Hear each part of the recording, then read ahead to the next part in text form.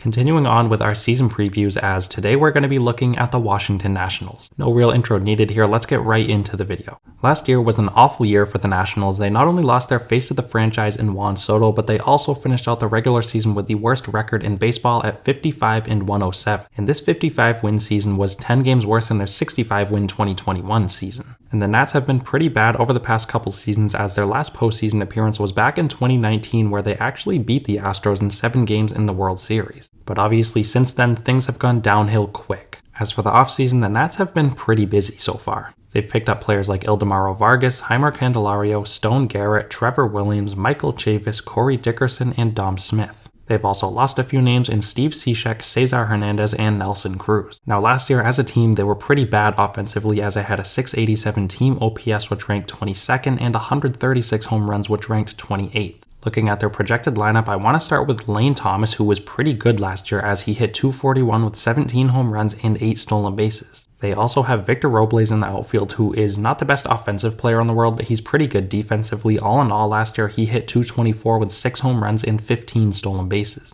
Without a doubt, their best offensive bat last year was Joey Meneses, who came out of nowhere and hit .324 with 13 home runs and a .930 OPS. In the middle infield, they also have CJ Abrams, who is a key piece in the Juan Soto deal, as last year he hit .246 with 2 home runs and 7 stolen bases. As mentioned earlier, they picked up Jeimer Candelario this offseason from the Tigers, who last year hit .217 with 13 home runs. Corey Dickerson is yet another pickup this offseason. They got him from the Cardinals, where last year he hit .267 with 6 home runs. Behind the plate, it looks like Keibert Ruiz is going to be the number one man, as last year he hit .251 with 7 home runs and 6 stolen bases. Luis Garcia is another middle infielder who is very young and very talented, as last year he hit .275 with 7 home runs and a .730 OPS. As for some other names who could see some at-bats in this lineup, we have Alex Call, Stone Garrett, Dom Smith, Ildemaro Vargas, Jake Alu, and Michael Chavis. They also have 2 very good outfield prospects who they picked up in the Juan Soto deal in James Wood and Robert Hassell, who could get called up as soon as this year. So as a whole, this offense is very young. They have a lot of potential, but this year I do think they are going to be one of the league's worst. Now moving on to their pitching, it was even worse than their offense last year, as they had a 5 ERA which ranked 29th.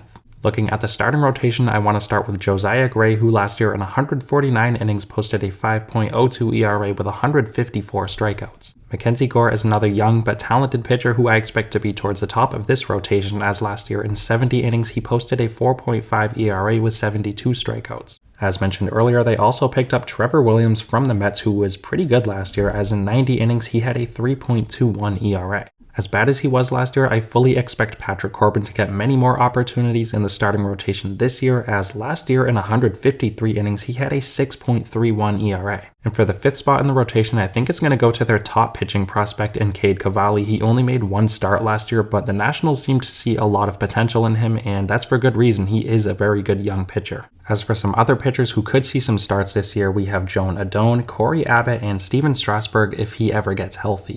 So as a whole, this starting rotation is very similar to their offense in the sense that they're very young and have lots of potential, but I don't think they're going to be very good this year. Moving on to their bullpen, it was actually pretty good last year, as they had a 3.84 bullpen ERA which ranked 15th.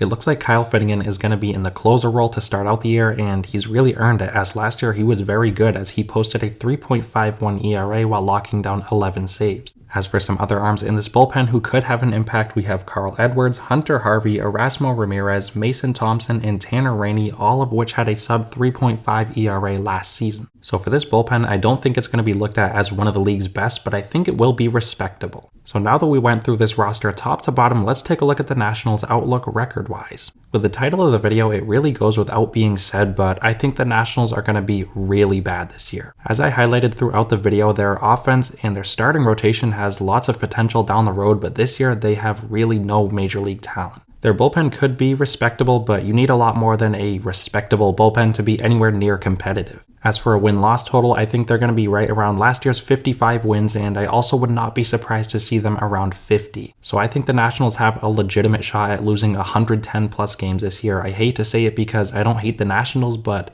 it's just a reality of the situation right now. They are a very bad baseball team. And I understand some people might disagree with the title as well, because some people may claim that the Oakland A's are worse than the Nationals, but it's really personal preference. I mean, they're both really bad baseball teams, and they could each lose 110 games this year.